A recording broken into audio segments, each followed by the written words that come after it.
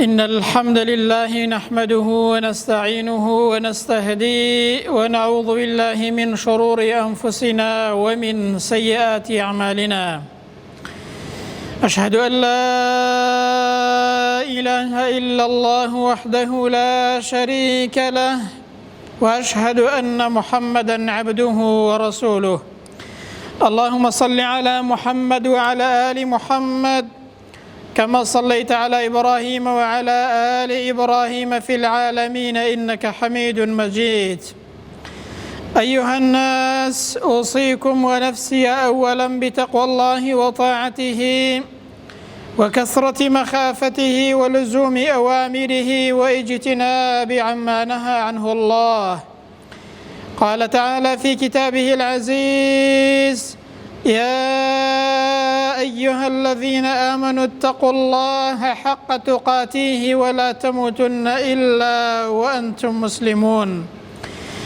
أما بعد، فإن أصدق الحديث كتاب الله، وخير الهدي هدي محمد صلى الله عليه وسلم، وشر الأمور محدثاتها، وكل محدثة بدعة، وكل بدعة ضلالة، وكل ضلالة في النار. أما بعد، خوای پەروەردگار کە ئینسانی دروست کردووە لەو دنیاەدا، وێڵی نەکردووە هەر بۆ خۆی بە کەیفی خۆی بژێت، چۆنی ئارەزوو بکە ئاوا بژێت، بەڵکو خوای پەروەردگار پەیامی بۆ ناردووین و هەروەها پێغەمبەری بۆ ناردووین صلی الله عليه وسلم بۆ ئەوەی ئینسان بە گوێی ئەو پێغەمبەرە بکات، تەماشای ئەو پەیامە بکا کە بۆی هاتووە، بۆ ئەوەی کەسایەتی موسڵمان، کەسایەتی خۆی وەکو موسڵمان بەو شێوازە دابڕێژێت، بەو شێوازەیە بێت وەکو خوای پەروەردگار دەیەوێت. بۆ ئەوەی ئینسان ئەو جۆرە موسڵمانە بێت، خوای پەروەردگاری لێ ڕازی بێت، ئەوەی کە خوای پەروەردگار داوامان لێ دەکا و دەیەوێت ئەو جۆرە موسڵمانە بین و ئەو جۆرە بەندەی خودای پەروەردگار بین. بۆیە بە کورتی دەڵێن موسڵمان کێیە؟ موسڵمان ئەو کەسەیە کە گەردن کەچە بۆ خودای پەروەردگار، ئەو کەسەیە کە ئیسلام لە خۆیدا بەرجەستە دەکات، ئەو کەسەیە کە بە واقعی ئیسلام لە ژیانی ڕۆژانەیدا تەفسیر دەکات. موسڵمان ئەو کەسەیە کە گەردن کەچە بۆ پەیامی خودای پەروەردگار و پابەندی بڕیارەکانی خودای پەروەردگارە.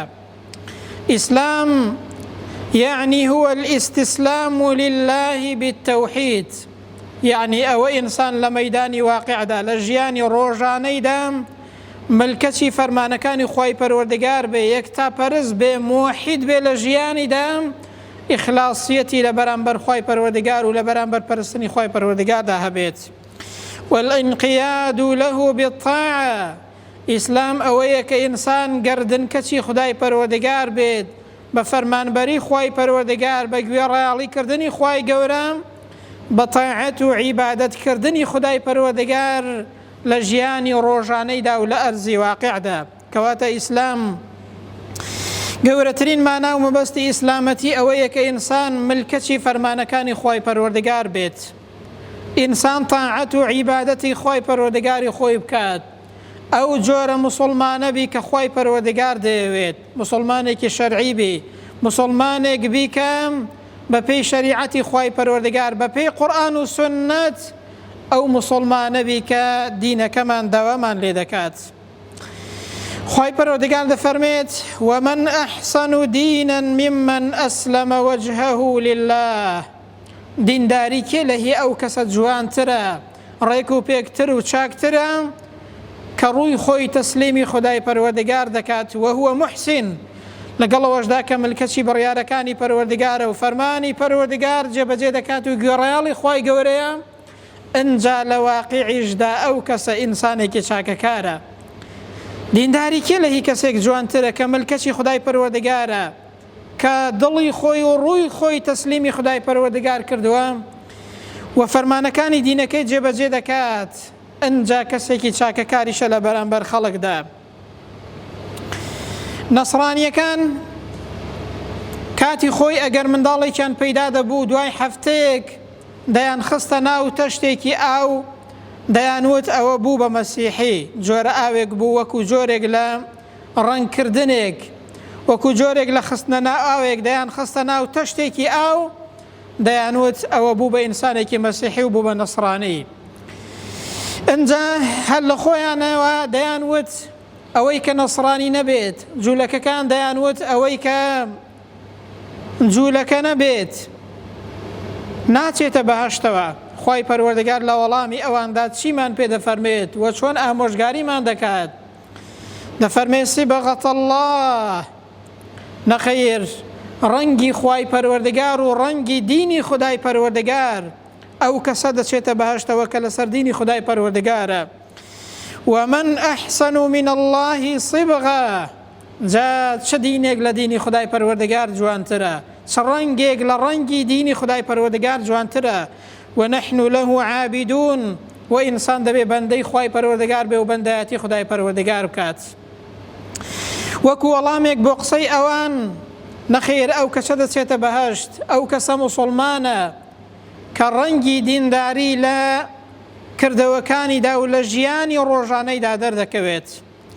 ئیمامی قورطوبی لە تەفسیری ئەو ئاەتەدا دەفەرمێت خوای پەروەردگار بۆیە دینەکەی خۆی ناوە بە ڕەنگ و بۆیاغ، ئەوە جۆرێکە لە ئیستیعارە و مەجاز.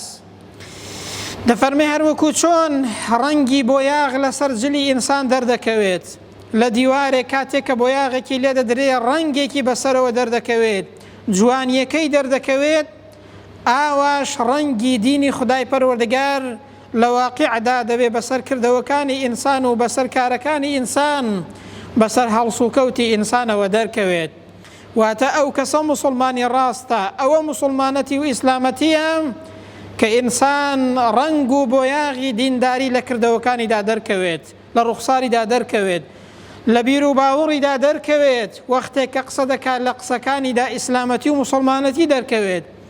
ئەوە بەڕاستی موسڵمانێکی تەواو و ئەوە ئیسلامەتیە. دینداری تەواو ئەوەیە کە ئینسان ببێتە بەندەی خودای پەروەردگار، گوێڕایەڵ و ملکەت و فەرمانەکانی خوای پەروەردگار بێت. ئەنجا دینی خوای پەروەردگار لە واقعدا لە خۆیدا بەرجەستە کات و هەروەها قسەکانی لە مەیدانی واقعدا بەکردەوە تەرجەمەکات. ئەوە بەڕاستی موسڵمانی تەواوە و ئەو کەسە مسلمانێکی ڕاستە و ئەوە بریتیە لە ئیسلامەتی و مسلمانەتی. وقالوا لن يدخل الجنة إلا من كان هودا أو نصارى. جوولەکە و مەسیحیەکان دەیانوت ئەو کەسەی کە جوولەکە و مەسیحی و نەسڕانی نەبێت ناچێتە بەهەشتەوە. خوای گەورە پێیان دەفەرمێت تیلکە ئەمانیهم، نەخەیر ئەوە هەر خۆزگە و ئاواتێکە قسەیەکی خۆتانە هەر لە هەوانتەوە دەیکەن. قل هاتوا برهانكم إن كنتم صادقين، دەی بەڵگە بێنن ئەگەر ڕاست دەکەن، ئەگەر لە قسەکانتاندا ڕاستگۆن فەرموو بەڵگە بێنن، چونکە موسڵمانەتی بە پێی بڕیاری خوای گەورە و بە پێی دینی خوای پەروەردگار نەبێ نابێت. بەلا من ئەسلم وجهه لله وهو محسن، بەڵێ ئەو کەسە دەچێتە بەهەشتەوە، ئەو کەسە موسڵمانی ڕاستە و بەهەشتیە کە ملکەتی فەرمانەکانی خوای پەروەردگارە و ڕووی خۆی تەسلیمی پەروەردگار کردووە. ئەنجا لە واقعیشدا ئینسانێکی چاکەکارە بە پێی دینەکەی. ومن يطع الله ورسوله، هەر کەسێک گوێڕایەڵی فەرمانی خودای پەروەردگار بکات، گوێڕایەڵی پێغەمبەر بکات صلی الله عليه وسلم، ويخشى الله ويتقه، ئەنجا لە خوای پەروەردگار بترسێ، ئینسانێکی تەقوادار بێت، فأولئك هم الفائزون، بەڕاستی ئەو کەسانە سەرفرازن، ئەو کەسانە براون، ئەو کەسانە لە قیامەتدا سەرفراز دەبن کە گوێڕایەڵی فەرمانی خودای پەروەردگارن، گوێڕایەڵی پێغەمبەرن صلی الله عليه وسلم، لە دنیادا لە خوا ترسن، ڕوویان لە خودای پەروەردگارە، ئەوانە کەسانێکی بەهەشتینە و لە ڕۆژی قیامەتیشدا سەرفراز دەبن.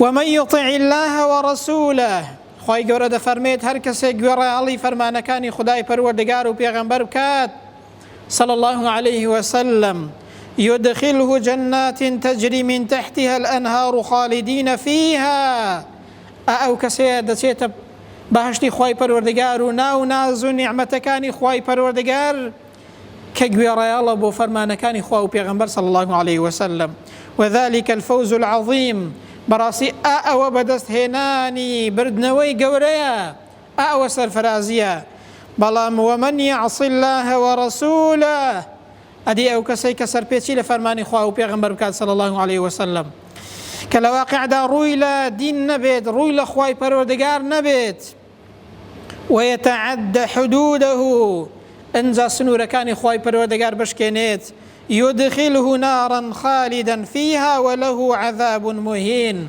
خوا پەنامەندە ئەو کەسە دەچێتە ناو ئاگەری دۆزەخەوە و هەروەها بەسەر شۆڕی لە ناو ئاگەری دۆزەخدا دەمێنێتەوە خوا پەنامەندات ئەبی هورێرە لە فەرمایشتی صحیحدا بۆمان دەگەڵێتەوە کە ئیمامی بوخاری ڕیوایەتی کردووە دەفەرمێ پێغەمبەر صلی الله عليه وسلم فەرمووی كل أمتي يدخلون الجنة إلا من أبى هەموو ئومەتی من دەچێتە بەهەشتەوە تەنها کەسێک کە خۆی حەز نەکات تەنها کەسێک کە پشت لە بەهەشت کات گوتیانەی پێغەمبەری خوای صلی الله عليه وسلم جا هیچ کەسێک هەیە نەیەوێ بستە بەهەشت پشت لە بەهەشت کات پێغەمبەر فەرمووی صلی الله عليه وسلم من أطاعني دخل الجنة هەر کەسێک گوێڕایاڵی من بکات ئەوەی کە من هێناومە وەری بگرێت گوێڕایاڵ بێ بۆ فەرمانەکانی من ئەو کەسە دەچێتە بەهەشتەوە ومن عصاني فقد أبى دەی هەر کەسێکیش سەرپێچی لە فەرمانەکانی من کات ئەوەی کە من هێناومە وەری نەگرێ پشتی تێ بکات بەڕاستی ئەو کەسە پشتی هەڵکردووە و نایەوێ بچێتە بەهەشتەوە لەو فەرمایشتەش بەڕوونی بۆمان دەردەکەوێت کە ئەو کەسەی گوێڕایاڵی فەرمانەکانی پێغەمبەر صلی الله عليه وسلم بەهەشتیە ئەو کەسەشی کە سەرپێچی لە پێغەمبەر دەکات صلی الله عليه وسلم ئەوەی کە پێغەمبەر هێناویەتی وەری ناگرێت پشتی تێدەکات بەڕاستی ئەو کەسە نایەوە بچێتە بەهەشتەوە و ئەو کەسە پشت لە بەهەشت دەکات خوا پەنامەندات لە فەرمایشتێکی دیکەدا کە فەرمایشتێکی حەسەنە پێغەمبەر صلی الله عليه وسلم وەختێک کە پرسیاری لێ دەکەن مەل ئیسلام ئەی پێغەمبەر صلی الله عليه وسلم ئیسلام چییە کاکە نابێت لە خۆتەوە ئیسلام تەفسیرکەی بڵێ کاکە خۆمیش بڕوان بەخوای هەیە کاکە خۆمیش مسلمانم هەر لە خۆتەوە بەڵام ئەوەی کە خوا پێی خۆشە لە واقعدا ئەو کەسە نایکات کاکە خۆ مسلمانەتی شیعار نییە هەر قسەیەک لە خۆتەوە بکەی و مسلمان و بڕوان بەخوای پەروەردگار هەیە دەبێت تەماشای قورئان و سنت کەی ئەو مسلمانە شەرعیە بی کە خوا دەیەوێت کە بە پێی قورئان و سنت مسلمان بیت هیوا هەیە هەر لە خۆیەوە مامەستا خۆم نیش بڕوان بەخوای هەیە جامەگەر کەس هەیە بڕوای بەخوای نەبێت بە کافر و مسلمانەوە مەگەم ئەبوو جەهل ئەو ڕۆژەی کە دەچوو بۆ شەڕکردن لەگەڵ پێغەمبەر صلی الله عليه وسلم دەستی بە قوڵفەکانی کەعبەوە گرتبوو دەیگو ئەی خوایە موحەممەدمان لە کۆڵکەوە چونکە جیاوازی خستۆتە نێوانمان ئایا بڕوای بەخوا هەبووە یان نا فرعون لە سەرەمەرگدا ئیمانی هێنا هۆ بەڵگەیە لەوەی کە لە دڵەوە بڕوای بەخوای پەروەردگار هەبووە کەس هەیە بڕوای بەخوا نەبێ بەڵام ئایا زانین و مەعریفەت کیفایەتە بۆ ئەوەی کە مسلمان بیت نەخەیر ئەگەر هەزانین بێ هەموو کەسێک دەزانێت بەڵام دەبێت پابەند بێت دەبێت ئیسلام لە خۆتدا بەرجەستەکەی ئەو جا مسلمانێکی ڕاست و تەواوی بۆیە کاتێک کە پرسیار کرا لە پێغەمبەر صلی الله عليه وسلم مەل ئیسلام ئەی پێغەمبەری خوا ئیسلام چییە فەرمووی ئەن تسلیمە قەلبەکە لله ئیسلامەتی و ئیسلام ئەوەیە کە دڵت تەسلیمی خودای پەروەردگارکەی کە دڵت تەسلیمی فەرمانەکانی خوای پەروەردگارکەی و فەرمانی خدا جێبەجێکەی ئەوەی کە خوای گەورە ناردوویەتی ئەوە قبوڵکەی و تەسلیم بی و ملکەج بی و ئەوە ئەنجا وأن توجه وجهك إلى الله کاکە ئیسلام ئەوەیە ڕوود لە خدای پەروەردگار بێت بەو شێوازەی کە خوای پەروەردگار پێت دەفەرمێت ڕوود لە خوای پەروەردگار بێت نەگڕوو لە خوای گەورە وەرگێڕی هەرچی خوا پێی ناخۆشە ئەوە بکەیت بە قسەی خوای پەروەردگار نەکەی بە شیعاریش بڵێ بڕوان بە خوای گەورە هەیە بڕوابوون ئەوە نییە کە بزانی خوا هەیە بڕوابوون و ئیسلامەتی ئەوەیە کە دڵت تەسلیمی خدای پەروەردگارکەی کە ڕوود لە خوای پەروەردگار بێت کە ئیسلام لە خۆتدا بەرجەستەکەی لە مەیدانی واقعدا گوێڕایەڵ و فەرمانی خدا و پێغەمبەر صلی الله عليه وسلم جێبەجێ بکەی بۆیە حەسەنی بەسری دەفەرمێت لەیس الئیمان بالتەحەلی ولا بالتەمەنی، کاکە ئیسلامەتی موسڵمانەتی ئەوە نییە بە خۆزگە و ئاوات، بە خۆڕازاندنەوە و بە قسە و شیعاری گەورە لە مەیدانیشدا هیچ نەبی و هیچ کردەوەشت نەبێت. ئەدی بە چییە؟ ولكن ما وقر في القلب وصدقته الأعمال. ئیسلامەتی و ئیسلام ئەوەیە کە لە دڵ و دەرووندا بیر و باوەڕ جێگیر بێت و لە مەیدانی واقعیشدا ئەوەی کە لە دڵتدایە کردەوەکانت ئەوە بەڕاست بگێڕن و بەڕاستی بزانن و لە مەیدانی واقعدا ئەوەی کە قبوڵت کردووە ئەو دینەی کە شایەتومان دێنی و لەسەری لە مەیدانی واقعدا جێبەجێ بکەی بەکردەوە بیسەلمێنی کە موسڵمانی ئەوە بریتە لە ئیسلامەتی موسڵمانەتی. کەواتە دەرەنجامی کۆتایی ئەو بابەتە چیمان پێ دەڵێت و ئێمە سوودی چی دەبینین؟ ئاراستەی ئەو بابەتەی بۆ ئێمە چییە کە موسڵمان کێیە و چەند ئاەت و فەرمایشتێکمان خوێندەوە. دەرەنجامی کۆتایی ئەو بابەتە ئەوەمان پێ دەڵێت هەر کەسێک بیەوێ موسڵمانی تەواو بێت دەبێ بەڕاستی ئەو موسڵمانە بێ کە خوای پەروەردگار دەیەوێت، نەک موسڵمانێک بێ کە خۆی دەیەوێت، نەک موسڵمانێک بێ بەپەی میزاج و تەبیعەتی خۆت موسڵمان بێت. ئەوەی کە پێت خۆش بێ قبوڵی بکەی بڵێ زۆر باشە، ئەوەشی کە لە بەرژەوەندیت نەبوو یان پێت ناخۆش بۆ قبوڵی نەکەیت. دەبێ موسڵمانێکی شەرعی بی نەک موسڵمانێکی عورفی، دەبێ موسڵمانێک بی کە بە پێی فەرمانی خودای پەروەردگار و پێغەمبەر صلی الله علیه وسلم هەڵسوکەوت کەی ئەو جا ئینسان ئەو موسڵمانەتی و ئیسلامەتی لە قبوڵ دەکرێت. واتە پێوەری موسڵمانەتی بریتیە لە قورئان و سنت، بریتیە لە دینی خوای پەروەردگار، بریتیە لە بەرجەستەکردنی دین لە ژیانی ڕۆژانەدا. دووهەمینیان دەرەنجامی کۆتایی ئەو بابەتە ئەومان پێ دەڵێت ئیسلام دارێکی بێبەر نییە و ئیسلام جەستەیەکی بێڕوح نییە. ئیسلام عەقیدە و عیبادەتە. لەو عەقیدە و عیبادەتەش چی پەیدا دەبێت؟ کردەوەی چاکە پەیدا دەبێت، چاکەکاری پەیدا دەبێت و خوو ڕەوشتی جوان و پەسەند پەیدا دەبێت. سێمینیان با تەماشای خۆمان کەین هەر کاتێک لە ژیانی ڕۆژانەماندا دینەکەمان کاریگەری بەسەرمانەوە نەبوو و لە ژیانی ڕۆژانەماندا دینمان جێبەجێ نەدەکرد، بەڕاستی دەبێ بگەڕینەوە بۆ خۆمان هاڵە و کەم و کڕی لە ئیسلامەتی و لە حاڵێبوونماندا هەیە. بۆیە ئیسلامەتی ئەوەیە کە ئینسان ملکەتی خودای پەروەردگار بێت. ئیسلام لە خۆیدا بەرجەستە بکات لە ژیانی ڕۆژانەدا، قسەکانی و شیعارەکانی بەکردەوە تەفسیر و کات تەرجەمەی کات لە ژیانی ڕۆژانەدا و لە واقعدا.